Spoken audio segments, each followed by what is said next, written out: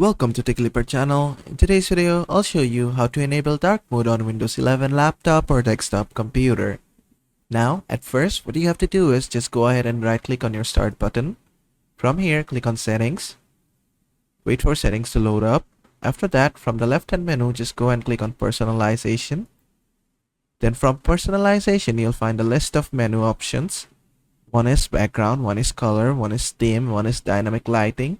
From here, from the list, you need to go inside color, just expand color, and inside color, you'll find many other options. So you just need to choose the first one from here, choose your mode, and from here, you can either set it to light or set it to dark. Just the thing you wanted, or you can just go for custom. And from here, you can change your default window mode to light if you want, or you can keep this dark and change the default app mode to light. Whatever you want, you can set it like this. Or you can just put it to dark and then just minimize this. And that's basically how to enable dark mode on Windows 11 laptop or desktop computer. I hope this video was helpful. If it was, please give it a thumbs up and don't forget to subscribe.